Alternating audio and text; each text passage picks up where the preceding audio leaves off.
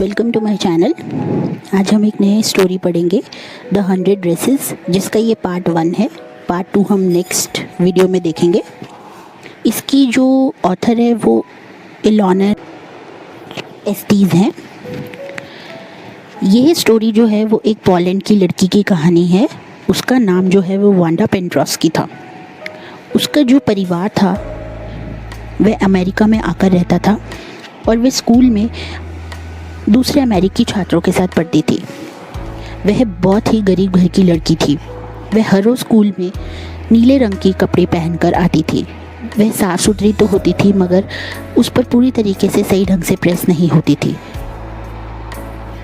वह room number 13 में आखिरी लाइन में एक कोने में बैठती थी। यह वह कोना था जहाँ पर ऐसे लड़के बैठते थे जो या तो बहुत ही बातूनी होते थे या पढ़ाई में बहुत ज़्यादा कमज़ोर होते थे। वे बहुत अधिक शोर भी मचाते थे। जब कोई भी मजाक की बात होती थी तो वह पैरों का बहुत अधिक ज़्यादा शोर करते थे। वांडा जो थी वो इसका उल्टा थी, क्योंकि वो बहुत ही शांत नेचर की थी। मगर वह जब अपनी कॉलोनी से पैदल आती थी तो अपने पैरों के साथ बहुत सारी मिट्टी लाती थी। वह बहुत ही इंट्रोवर्ट लड़की थी और क्लास में बहुत ज़्यादा नहीं बोलती थी। किसी ने भी उन्हें कभी हंसते हुए देखा ही नहीं था और कोई भी वांडा के बारे में अधिक सोचता ही नहीं था। बच्चे जो है वो वांडा के बारे में केवल स्कूल के समय के बाद ही सोचा करते थे। जब वह घर को जा रही होती थी या घर से आ रही होती थी तो वह उसका इंतज़ार करते थे और उसका मजाक उड़ाने के लिए भी बहुत ज़्यादा इंतज़ार करा करते थे। उसकी क्लास की 2 लड़कियां जो पैगी और मैडी थी वो हमेशा उससे बात करा करती थी और उसका मजाक भी उड़ाती थी। पैगी जो थी वो स्कूल की सबसे मानी हुई लड़की थी। बहुत इंटेलिजेंट थी, सुंदर थी और उसके बाल जो थे वो बहुत घुंघराले थे। वह रिच फैमिली से बिलोंग करती थी और उसके पास बहुत सी अच्छी अच्छी ड्रेसेस भी थी। तो मैडी जो थी उसकी सबसे पक्की सहेली थी। पैगी और मैडी जो थी वो बुरी लड़कियां तो नहीं थी, पर वह वांडा पेंट्रोस्की का कुछ मजाक उड़ाया करती थी। वांडा की क्लास के बच्चे सोचते थे कि उसका नाम जो है वो बहुत ज़्यादा फ़नी है। तो वांडा जो है वो क्लास में हमेशा अकेली रहती थी और उनका कोई दोस्त ही नहीं था। मगर उन्होंने बहुत सी लड़कियां उनसे बातें भी करा करती थी। वह उसे वांडा को स्कूल के ग्राउंड में घेर लेती थी और पैगी जो थी वो वांडा का मजाक उड़ाती थी और उससे पूछती थी कि उसकी अलमारी में कितनी ड्रेसेस है। तो वांडा उसे आंसर करती थी कि उसके पास 100 ड्रेसेस है। ये जो ड्रेसेस है वो अलग अलग रंगों की हैं और डिज़ाइनों की थी। तब पैगी जो थी वो उससे ये पूछती थी कि क्या ये जो ड्रेसेस तुम्हारे पास है ये सिल्क की हैं या वेलवेट की हैं। तो वांडा उसे आंसर करती थी कि ये जो पोशाकें हैं ये सिल्क की भी हैं और वेलवेट की, दोनों की हैं।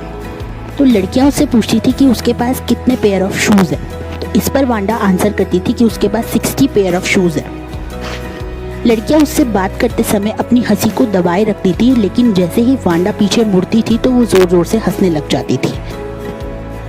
पैगी जो थी वो बहुत ही रिच फैमिली से बिलोंग करती थी, लेकिन वो घमंडी नहीं थी, वह क्रूअल भी नहीं थी, बल्कि वो छोटे बच्चों को, छोटी लड़कियों को बुली होने से बचाती थी।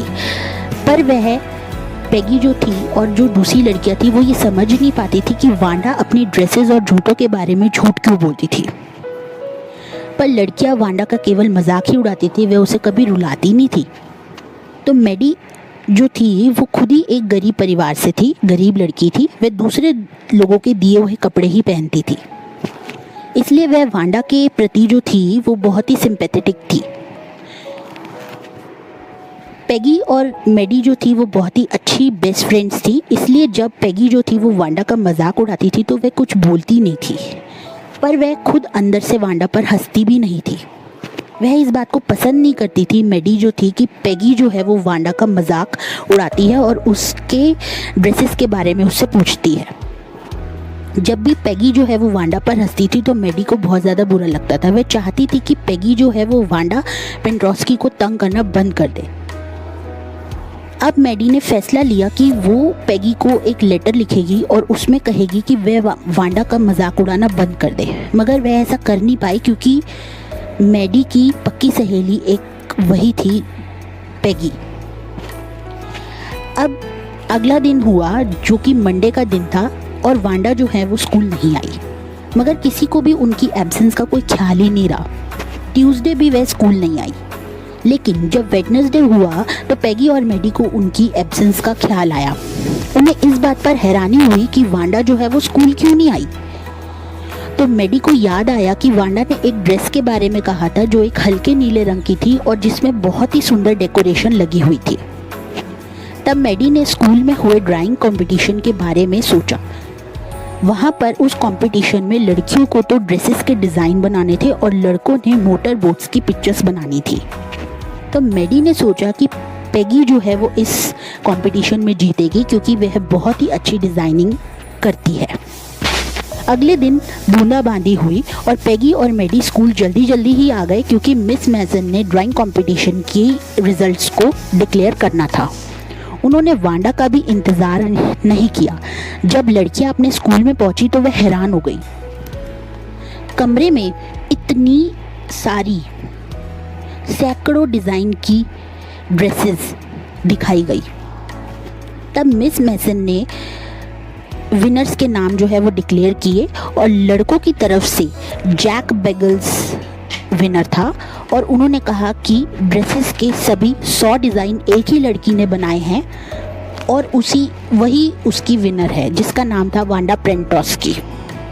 लेकिन वांडा उस दिन स्कूल नहीं आई थी। तो यह सुनकर बच्चों ने बहुत ही खुशी से तालियां बजाई और मैडी ने पैगी से कहा कि उस नीली ड्रेस को देखे जिसके बारे में वांडा ने पहले उन्हें बताया था।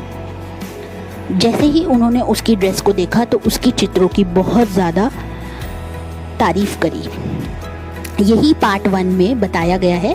नेक्स्ट पार्ट हम नेक्स्ट वीडियो में समझेंगे।